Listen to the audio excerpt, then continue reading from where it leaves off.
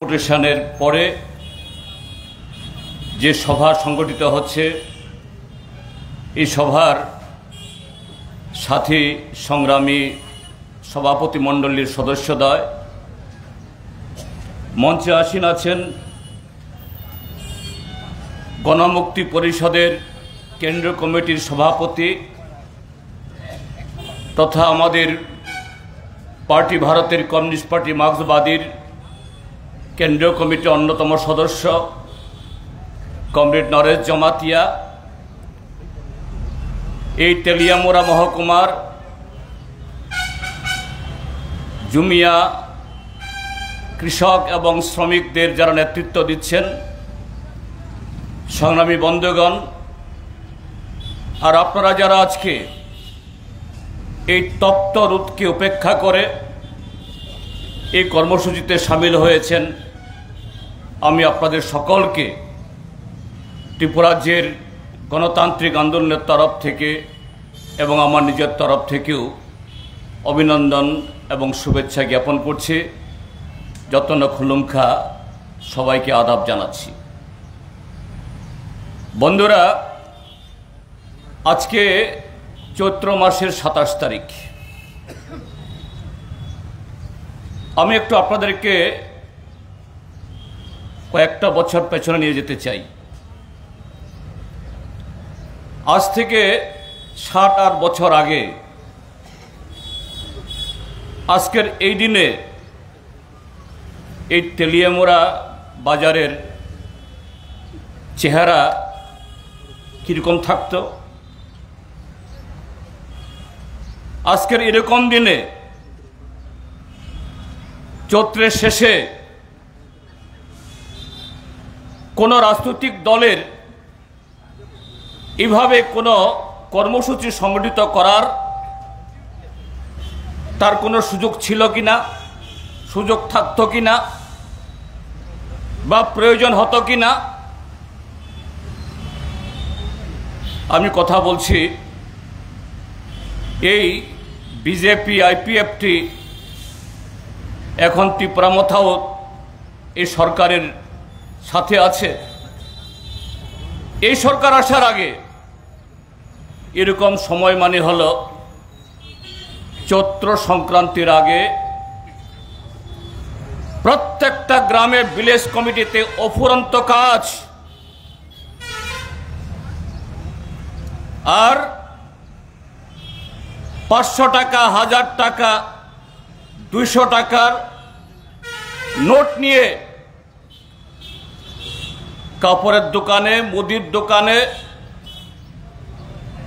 সবজির বাজারে, মাছের বাজারে,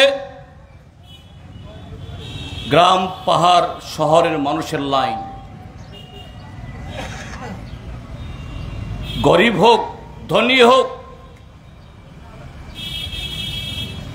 এই চৈত্র সংক্রান্তি তারপরে মাস পয়লা, তার আগে যার যার বাড়িঘরের সংসারের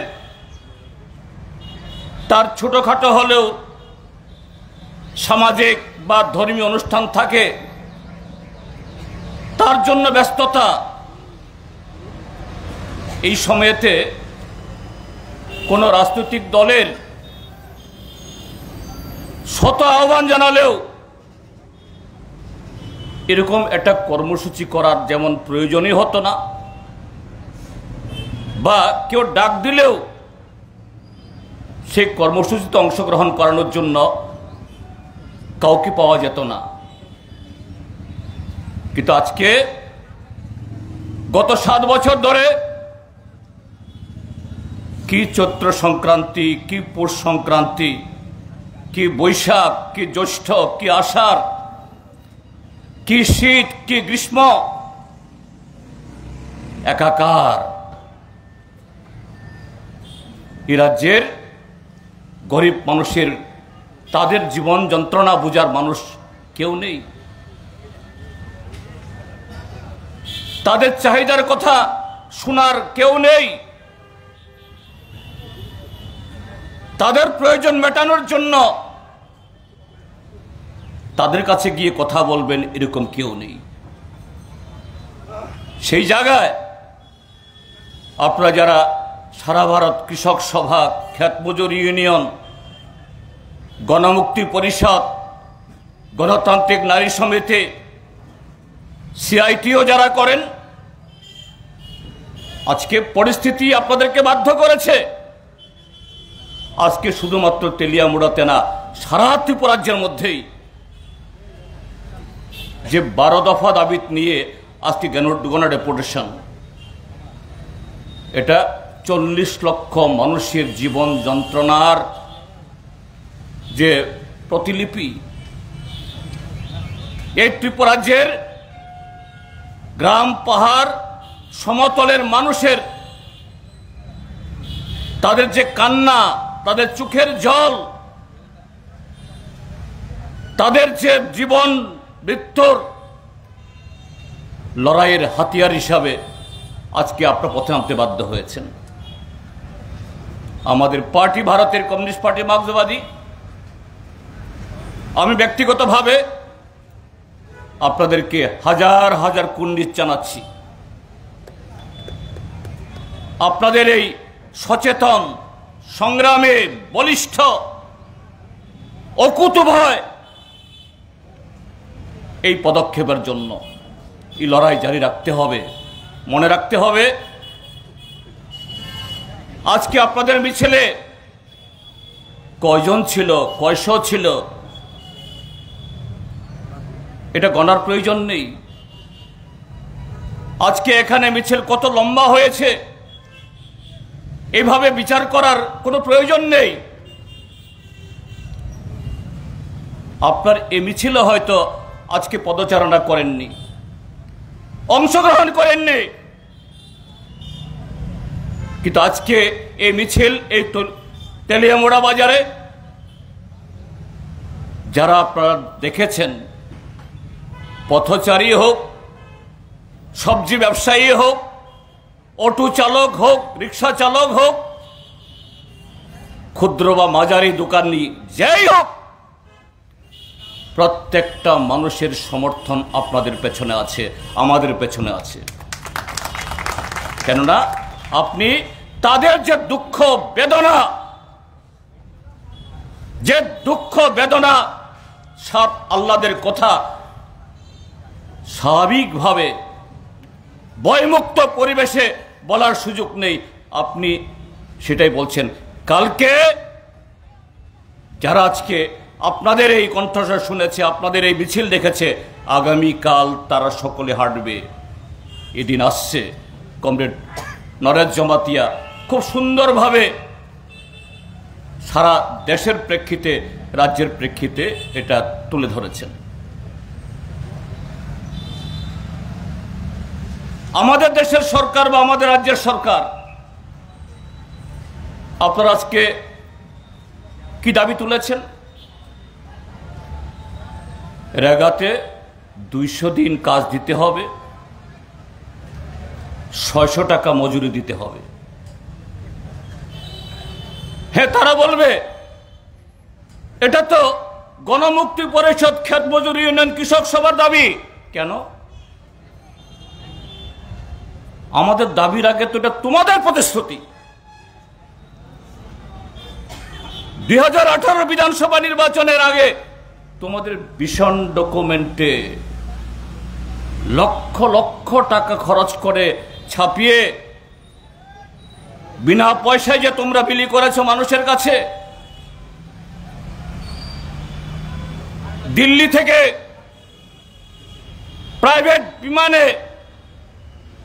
প্রাইভেট বিমান হলেও কিন্তু নিজের পকেট থেকে বিমানের জ্বালানির খরচ নাই, বা দেশের মানুষের ট্যাক্সের টাকায় জেট বিমান, হেলিকপ্টারে চড়ে প্রধানমন্ত্রী নরেন্দ্র মোদী সাহেব মহোদয়, তৎকালীন বিজেপির সভাপতি, আজকের দেশের স্বরাষ্ট্রমন্ত্রী কি বলেছেন? 14 तारीख फरवरी वोट होगा, मार्च महीने का 3 तारीख वोट गिनती होगा। 4 तारीख को डबल इंजन का सरकार कैबिनेट मीटिंग, उस मीटिंग में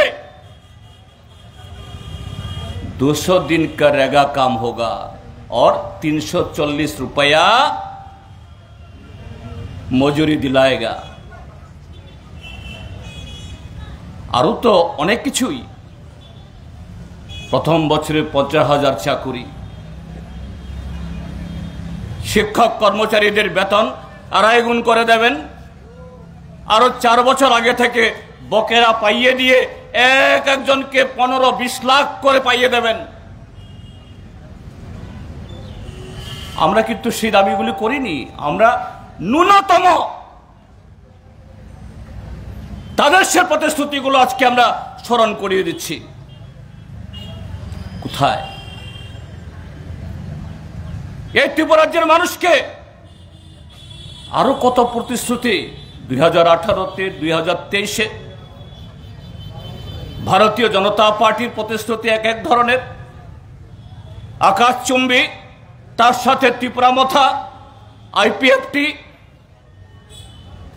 তাদের আরো হাতে বিগতে নাগাল পাওয়া যায় না। কোথায় তার যদি ছিটে ফোটাও যদি আজকে কার্যকরী হতো, গত 7 বছরে তার ভগ্নাংশ যদি রূপায়িত হতো, এই ত্রিপুরার যে চেহারা এরকম থাকার কথা, গ্রাম পাহাড়ের এই কঙ্কালসার চেহারা হওয়ার কথা, ত্রিপুরা রাজ্যের বেকার যুবকদের আজকে জীবনের নিশ্চয়তা নেই, অন্ধকার, হতাশা, সে হতাশায় এদের দিকে, তাদেরকে নেশার দিকে ঝুঁকিয়ে দিচ্ছে, ঠেলানো হচ্ছে। আর পরিকল্পনা করে ত্রিপুরা যে নতুন স্কুল না খুললেও, নতুন হাসপাতাল না হলেও, নতুন ব্রিজ না হলেও, নতুন রাস্তা না হলেও, আপনারা যে কৃষকরা সেচের জল চাইছেন, সেচের জন্য কোনো প্রকল্প না হলেও, নতুন কোনো কৃষি বা অন্যান্য অর্থকরী ফসলের কোনো স্কিম না হলেও, একটা স্কিম হয়েছে কি, শহর থেকে শুরু করে একেবারে গ্রাম পর্যন্ত মদের দোকান খুলে দাও,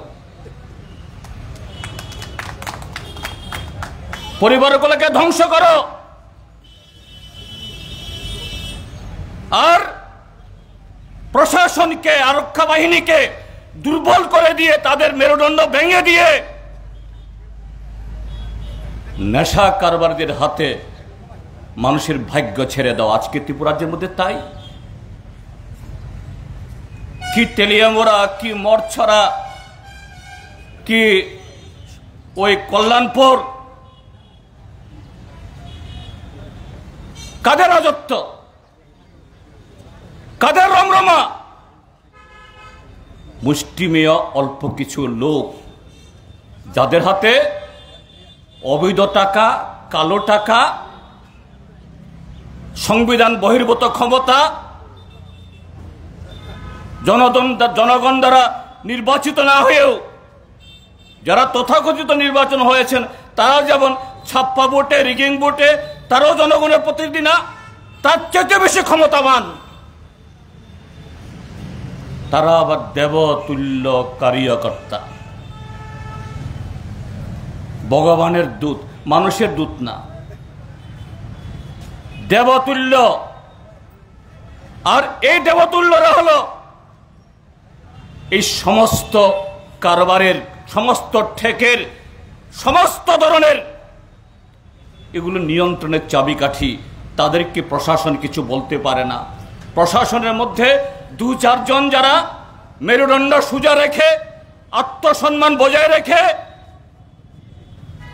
এদেরকে নিয়ন্ত্রণ করতে চায়, তাদের দাম দেওয়া হয় না। এইভাবে আজকে সারা ত্রিপুরা রাজ্যকে ধ্বংসের দিকে ঠেলে দিচ্ছে। ত্রিপুরা রাজ্যের যৌবনকে সর্বনাশের দিকে আজকে ঠেলে দেওয়া হচ্ছে। ত্রিপুরার যে যৌবন মানে যুব সমাজ যদি আজকে তাদের মেরুদণ্ড ভেঙে দেওয়া যায়, এদেরকে নেশা আরো নানা অপরাধে জড়িয়ে দেওয়া যায়, তার অর্থ কি হবে? শুধু সেই পরিবারটা ধ্বংস না, সেই পরিবারটা তার কোমর ভেঙে যাবে না, তার অর্থ হবে এই ত্রিপুরাজ্য শুধু আগামী 5 বছরের জন্য না, আগামী 5, 10, 20, 30 বছরের জন্য ত্রিপুরা পিছিয়ে যাবে, পিছিয়ে গেছে। আজকে এই দল গত 18 নির্বাচনে, 23 নির্বাচনে লিখিত বা মৌখিকভাবে যে সমস্ত প্রতিশ্রুতি দিয়েছিল, দ্বিতীয়বার কোথাও উচ্চারণ করে না। তাদের সর্বোচ্চ নেতা নরেন্দ্র মোদী যেমন 2014 সালে ক্ষমতায় আসার আগে কি বলেছিল? আমি প্রধানমন্ত্রী না, আমি প্রধান সেবক হব, আমাকে প্রধানমন্ত্রী হিসেবে সম্বোধন করবেন না, আমি চৌকিদার হব, পাহারা দেব, আমি চৌকিদার, শুধু দেশের সম্পদকে রক্ষা করব না, এই দেশ থেকে আগের সরকারগুলো লক্ষ লক্ষ কোটি টাকা বিদেশে, সুইজারল্যান্ডে, আরো নানা জায়গাতে পাচার করে বিদেশি ব্যাংকে গচ্ছিত রেখেছে। এই টাকাগুলো 100 দিনের মধ্যে ফেরত নিয়ে আসে প্রত্যেক ভারতীয়র অ্যাকাউন্টে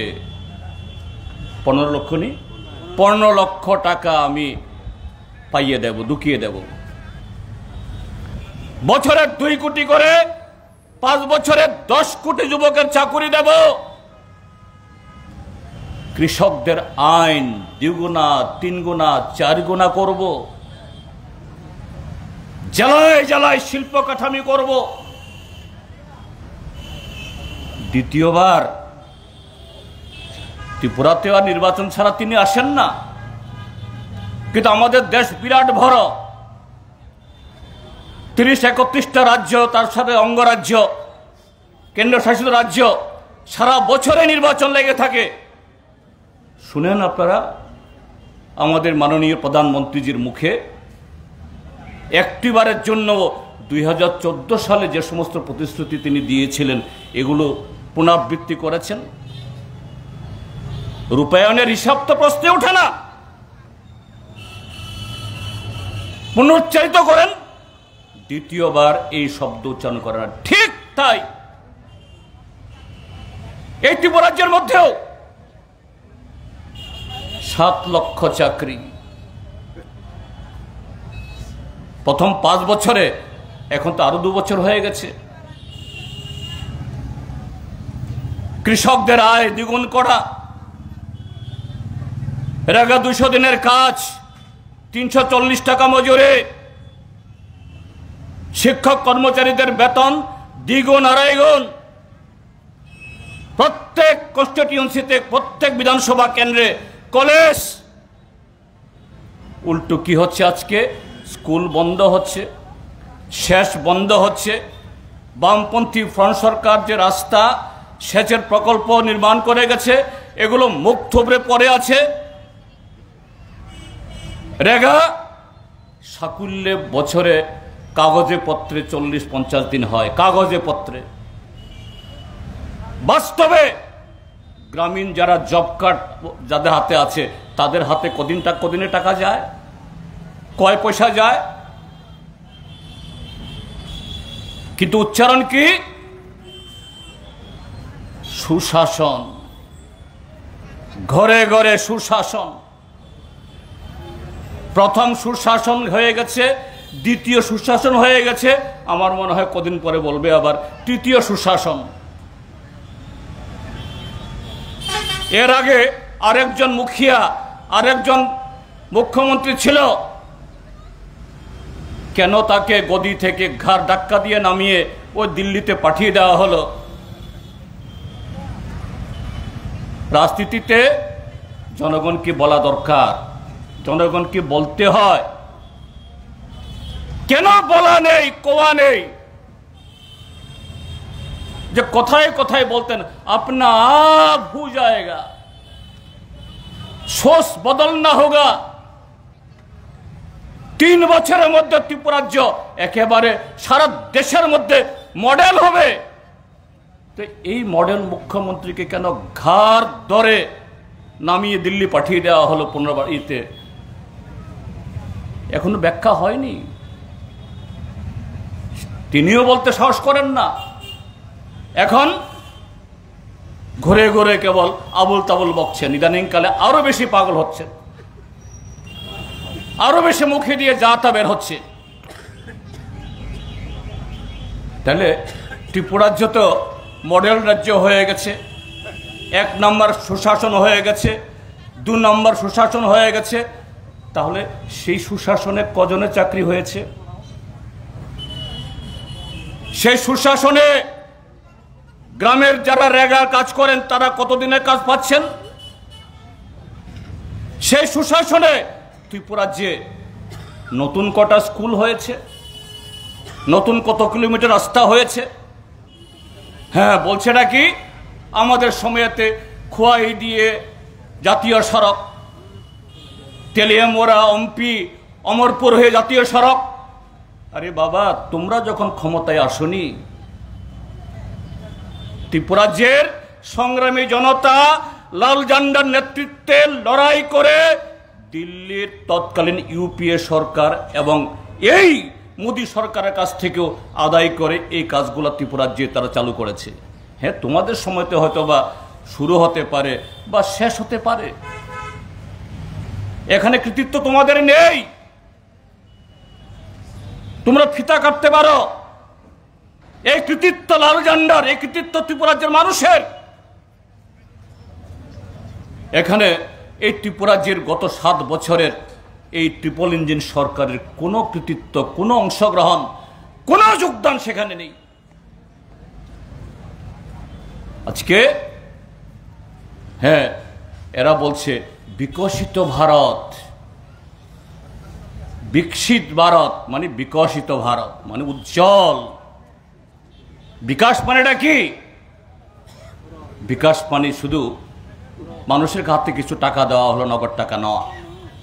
বিকাশ মানে কোনো দেশ বা জাতির শিক্ষা, সংস্কৃতি, মনন, পরিকাঠামো, কর্মসংস্থান,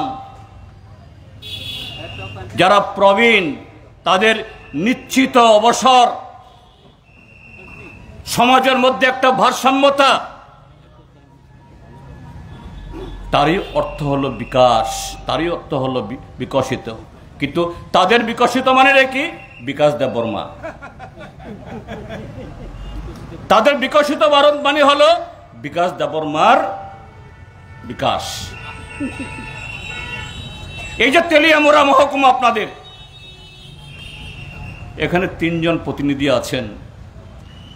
আমরা ব্যক্তিগতভাবে কাউকে এভাবে আক্রমণ করি না, এটা আমাদের রাজনীতির যে চরিত্রের মধ্যে পড়ে না।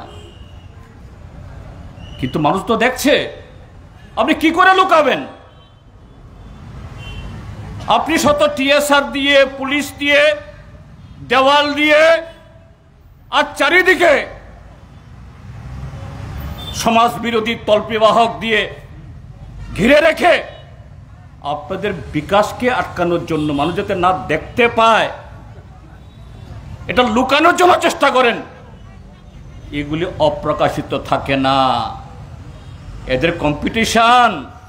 একজনে কলিকাতায় ফ্ল্যাট করেছে, আমি কলিকাতায় করেছি, আমি দিল্লিতে ফ্ল্যাট করব। আরেকজনের ফ্ল্যাট কোথায় হয়েছে জানি না, হয়তো শোনা যাবে কদিন বাদে সে বেঙ্গালুরে করেছে। কার পয়সা? কার পয়সা? এই 7 বছরে তাদের পরিবারের কি কোনো ইন্ডাস্ট্রি হয়েছে? কোনো কারখানা হয়েছে? তাদের পরিবারের কোনো সদস্য বিদেশে গিয়ে, ওই আরবে হোক বা আমেরিকাতে হোক, সেখানে গিয়ে লক্ষ লক্ষ ডলারের ইনকাম করে এখানে পাঠিয়েছে? না। গাছেরও খেয়েছে, তলারও খাচ্ছে, আর কনসেশন, কমিশন। এখন শুনছি এই কমিশন বাণিজ্য নাকি এই সমস্ত দেবতুল্যদের আগে 5% 6% ছিল, এখন 20% গিয়ে উঠেছে। তো একটা কাজে, এটা কোনো রাস্তায় হোক, কোনো স্কুলেই হোক, বা কোনো হাসপাতালেই হোক, মোটর স্ট্যান্ড নির্মাণে হোক, এই জায়গায় যদি কাজ শুরু করার আগে যদি এরকম কমিশন দিতে হয়, এরকম কোনো দেবতুল্য কার্যকর্তাদের, এই কাজ কি হবে? কন্ট্রাক্টর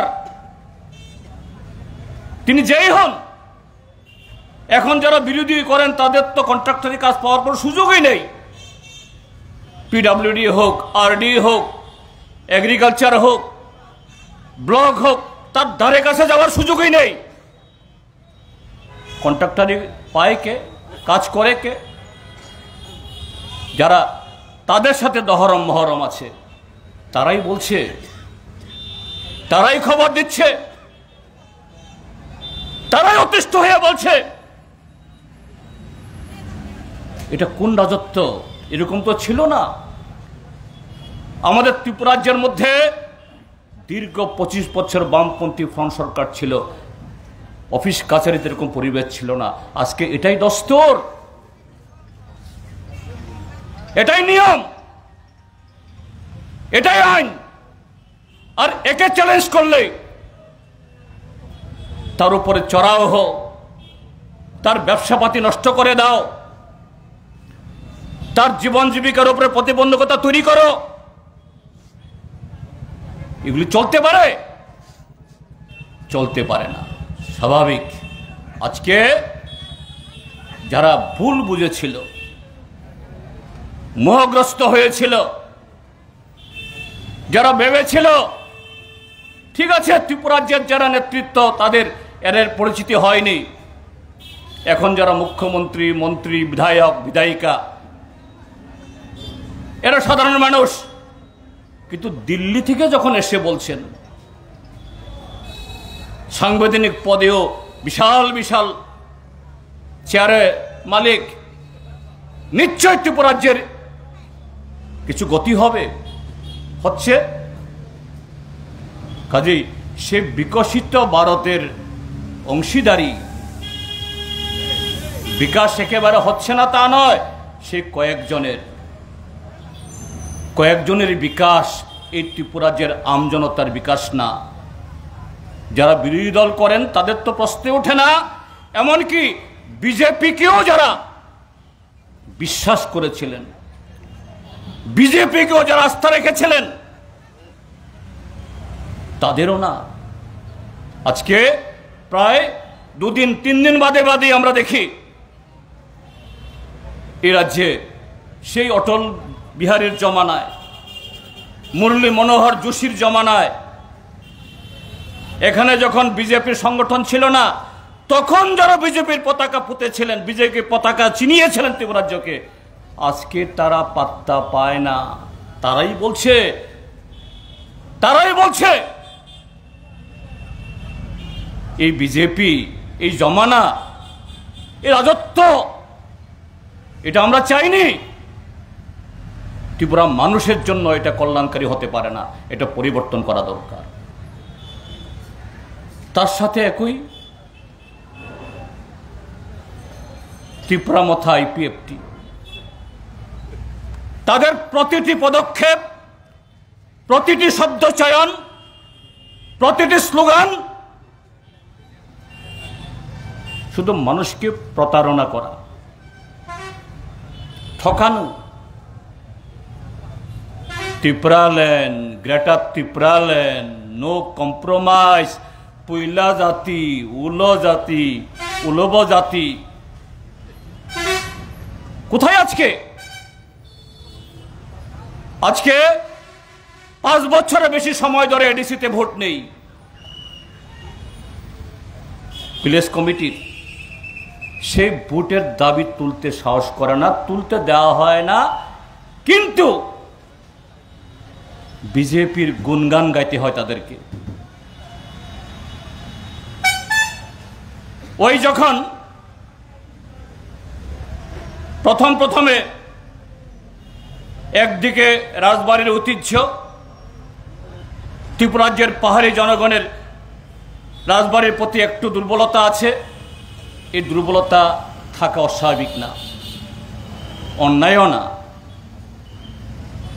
রাজবাড়িকে অশ্রদ্ধা করুক আমরা এটাও বলি না। আমরাও ব্যক্তিগতভাবে রাজা বা তার বংশধরকে, আমাদের সাথে তাদের ব্যক্তিগত কোনো শত্রুতা নেই, ব্যক্তিগত কোনো লড়াই নেই। আমাদের লড়াই জনগণের স্বার্থে, জনহিতে এবং এ রাজ্যের স্বার্থে।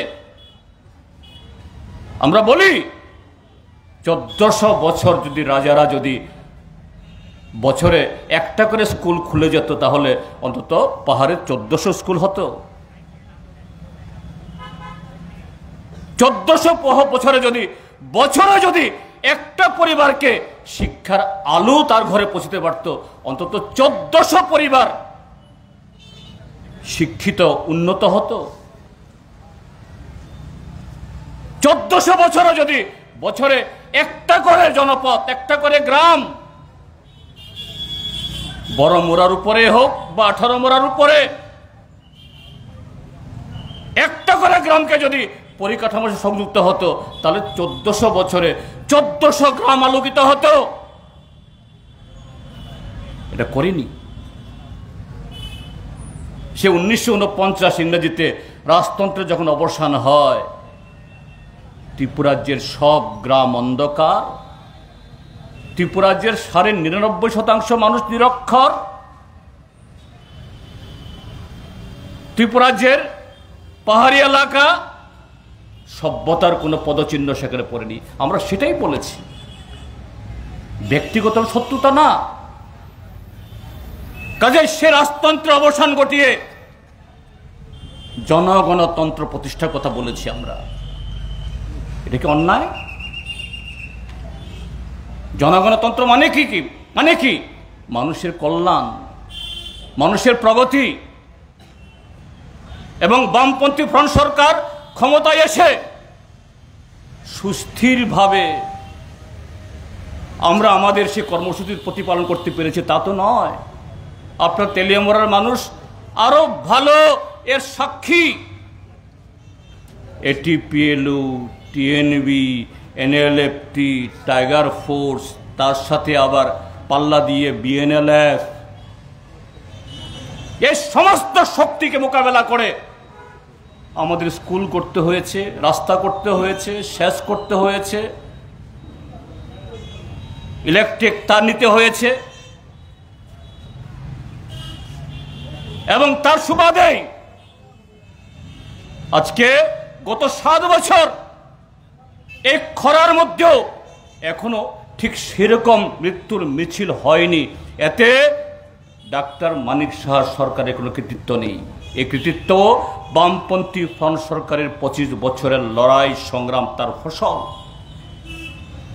শুধু মানুষকে শিক্ষিত করে তোলা না, কর্মসংস্থানের ব্যবস্থা করা না, কেন্দ্রীয় সরকারের বিরুদ্ধে লড়াই করে বন অধিকার আইন করে হাজার হাজার কানি, যে জঙ্গলে একটা বাঁশ কাটা যায় না, এক মুঠা ছন কাটা যায় না, লাকড়ি করা যায় না, তার তোলা যায় না, তার বিরুদ্ধে ফরেস্টের জুলুম হতো, পুলিশের জুলুম হতো, জরিমানা হতো, জেল হতো। সেই রিজার্ভ ফরেস্টে পাহাড়িরা আজকে রাবার বাগান করে সেই বন অধিকার আইনের সুবাদে তাদের ছেলেমেয়েরা আজকে ইংলিশ মিডিয়াম স্কুলে পড়ছে, ইঞ্জিনিয়ার হচ্ছে, ডাক্তার হচ্ছে। আর এই অভাবের দিনেও বাঁচার রসদ যোগাচ্ছে। এটা ডাক্তার মানিক সাহার সরকার না, কারণ এই সরকারের সময়ে তো যা আসছে তার সিংহভাগ খেয়ে ফেলছে দেবতুল্য কারিয়াকর্তারা। অন্যের তো কোনো ভাগ নেই। শুধু সিপিএমের না, সিপিএম, কংগ্রেস, বিজেপি, মথা, আইপিএফটি যেই সমর্থন হোক না কেন, কারোর তো কোনো শেয়ার সেখানে নেই। এখন এত সমস্ত প্রতারণা করার পর no compromise, Tipraland, greater Tipraland, পৈলা জাতি, উলো জাতি, এখন সর্বশেষ সেদিন বাচ্চা ছেলেদের সাথে নেমেছে, রাস্তা বসিয়ে দাও, রোমান স্ক্রিপ্ট দিতে হবে। ঠিক আছে, রোমান স্ক্রিপ্ট না বাংলা স্ক্রিপ্ট? বামপন্থী ফ্রন্ট সরকার থাকার সময়তে দুইটা স্ক্রিপ্টে কাজ হতো। আমরা বলতাম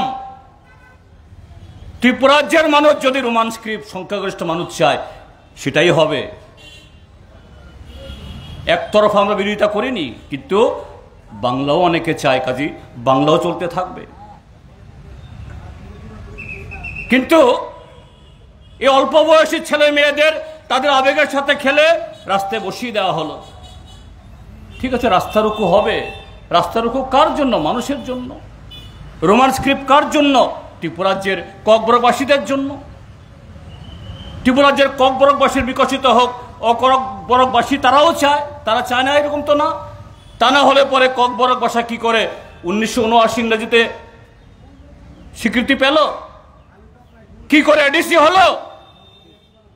তখন তো 60 জন এমএলএর মধ্যে মাত্র 17 জন ট্রাইবেল এমএলএ ছিল, ত্রিপ্রাসা এমএলএ। 43 জন অত্রিপ্রাসা এমএলএ এডিসি হোক, বেআইনি হস্তান্তর জমি ফেরত হোক, ককবরক ভাষার স্বীকৃতি পাক, এই জন্য হয়েছে। কাজে ত্রিপুরাজ্যের ককবরকের বিকাশ, ত্রিপুরাজ্যের এডিসি গঠন, এই ত্রিপুরাজ্যের মানুষের ট্রাইবেল এলাকার উন্নতি, সর্বশেষ এই মনের অধিকার সহ মনে করার কারণ নেই, শুধু ট্রাইবেলরাই এই আন্দোলন করে জিতে নিয়েছে। এই জায়গাতে পাহাড়ি, বাঙালি, হিন্দু, মুসলমান, বৌদ্ধিস্ট সমস্ত অংশের মানুষ এই গণতান্ত্রিক আন্দোলনের সমর্থন যোগানোর জন্যই এটা সম্ভব হয়েছে। দিল্লি সরকার বাধ্য হয়েছে। কিন্তু কি ধরনের আন্দোলন? তোমার ভাষার উন্নতির জন্য তুমি রাস্তা রোকু করেছ, অ্যাম্বুলেন্স যেতে পারবে না, মুমূর্ষু রোগী তাকেও যেতে দেওয়া হবে না হাসপাতালে, 80-90 বছরের বৃদ্ধ বৃদ্ধা কেউ করিমগঞ্জ থেকে এসেছেন, শিলচর থেকে এসেছেন, এদের যেতে দেওয়া বাড়িতে, এরকম অবুঝ ছেলে মেয়েদেরকে উস্কানি দিয়ে বসিয়ে দেওয়া হলো। আর সন্ধ্যাবেলা গিয়ে সরকারের মুখিয়ার সাথে এখানে গিয়ে মিষ্টি, চপ, মাংস খেয়ে হাসি খুশি ভাব। কি ধরনের এগুলো? এগুলো নাটক। আর এই কথাগুলো যখন বিরোধীরা তুলবে তখন তাদেরকে জাত তুলে গালি দেবে। ওই ময়দানে, কল্যাণপুরে, মরছড়াতে, অন্য জায়গাতে যেরকম ভাবে সমাজদ্রোহীরা এই সরকার আসার পর প্রথম লেলিয়ে দেওয়া হয়েছিল নিরীহ মানুষের উপরে, বিরোধী দলের সমর্থকদের উপরে, নেতৃত্বের উপরে, পার্টি বিরোধীদের উপরে, সেই সমাজদ্রোহীরা, এরা অনেকেই ঠিক হয়েছে, আমি সবাইকে সমাজদ্রোহী বলছি না, এরা পেটের দায়ে, ক্ষুধার জ্বালায়, বেকারত্বের জ্বালায় এদেরকে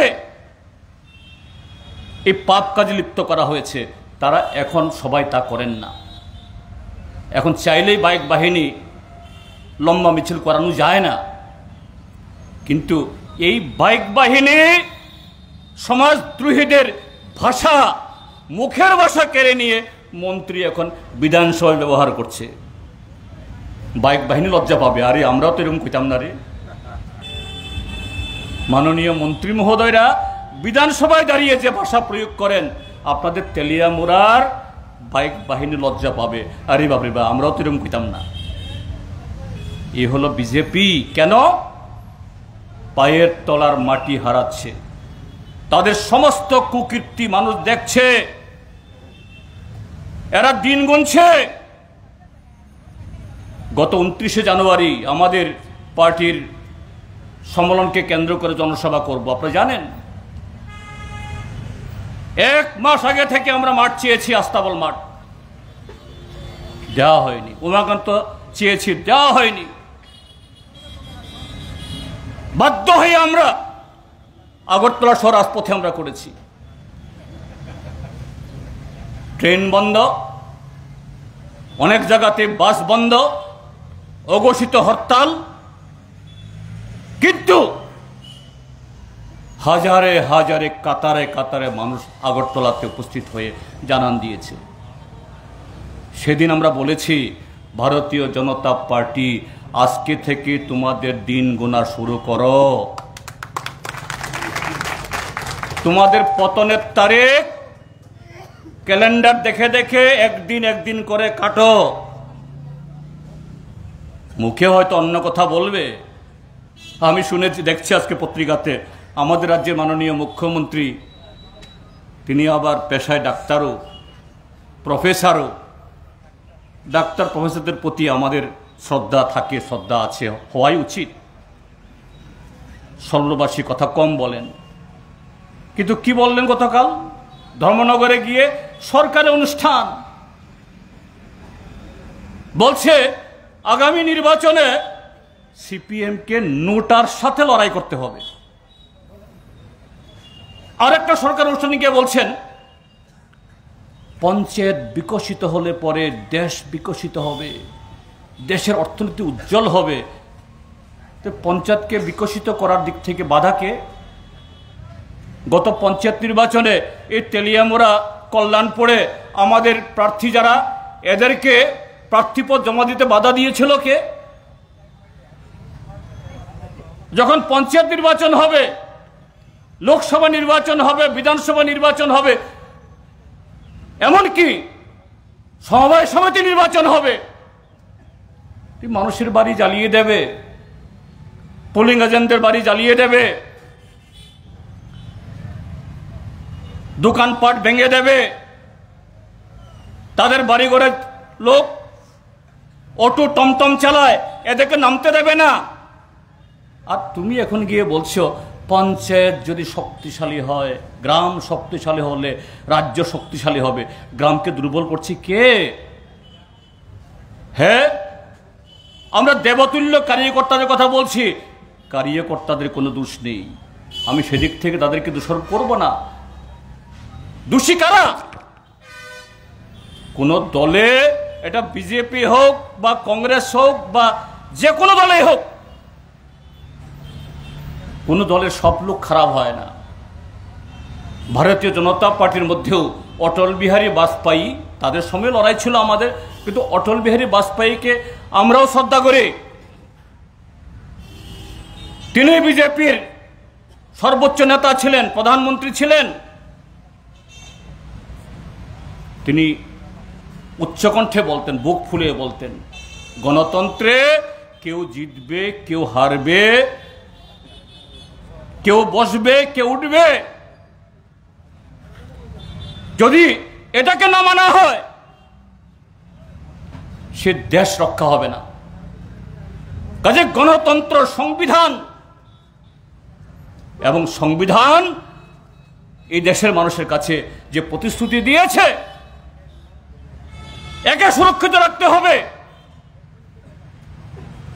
কিন্তু আজকে ত্রিপুরাজ্যের মধ্যে যারা বিজেপি করেন, এদের কাছে অটল বিহারী বাজপেয়ীর সে গুণাবলীর বিন্দুমাত্র আছে, সে বক্তব্যের লেশমাত্র আছে। কি ধরনের বিচারিতা? ভোট আসলে যারা বিরোধী, এদেরকে ভোট দিতে দেবে না, নির্বাচনে প্রতিদ্বন্দ্বিতা করতে দেবে না, প্রার্থী খুন করে ফেলবে,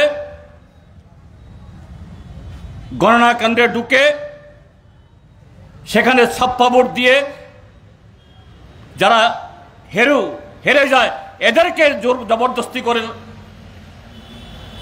বিজয়ীর প্রার্থী দেবে। এই নির্বাচনও হয়েছে। আর তুমি এখন গিয়ে বলছো পঞ্চায়েত শক্তিশালী না হলে রাজ্য শক্তিশালী হবে না। তার জন্য দায়ী কে? এক নম্বর দায়ী তো আপনি এবং আপনারা। কাজে বন্ধুরা, এরা প্রকাশ্যে হয়তো বলবে না, কিন্তু টের পাচ্ছে। সে থেকেই যা এদের মুখে সাজে না, এদের বয়ানে, এদের ওই ব্যক্তিতে যা মিল খায় না, এই কথাগুলি তারা বলছে। নতুন করে হিংসা সৃষ্টি করার, পরিবেশকে গোলাটে করার, যাতে গণতান্ত্রিক কণ্ঠস্বর মানে অন্যায়ের বিরুদ্ধে যারা আওয়াজ তোলে এই কণ্ঠস্বরকে স্তীমিত করে দেওয়া যায়। বিজেপি, আইপিএফটি, তীব্রামথা তিনটা দলের মধ্যে নাম ভিন্ন হতে পারে, কিন্তু তাদের মধ্যে কামে, কার্যকলাপে কোনো ভিন্নতা নেই। তাদের মধ্যে এখন কম্পিটিশন কি জানেন? দুর্নীতির কম্পিটিশন। তুমি লাখপতি হলে আমি কোটিপতি হব, আর তুমি কোটিপতি হলে পরে আমি আরব কোটিপতি হব। খুমুলং এবং রাজ্য সরকারের মধ্যে কম্পিটিশন, দুর্নীতির কম্পিটিশন। চাকরিতে দুর্নীতি, পোস্টিংয়ে দুর্নীতি, কাজে দুর্নীতি, কমিশনে কে কত বেশি নিতে পারে,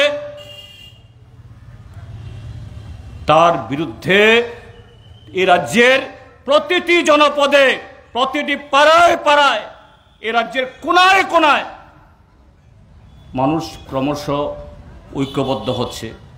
আমাদের কাজ হবে, আজকে আপনারা স্থানীয় দাবিতে 12 দফা দাবির মধ্যে প্রায় 10 দফা দাবি স্থানীয় দাবি, তার সাথে কিছু সর্বভারতীয় বা সারা রাজ্যের দাবি, এগুলা নিয়ে এইভাবে শুধু তেলিয়ামুড়াতে না, তেলিয়ামুড়া, মুঙ্গিয়াকামি, কল্যাণপুর, মঠছড়া, তুইসিন্দ্রায়, সমস্ত জায়গায় এই জন আন্দোলন, মানুষের আন্দোলন গড়ে তুলুন।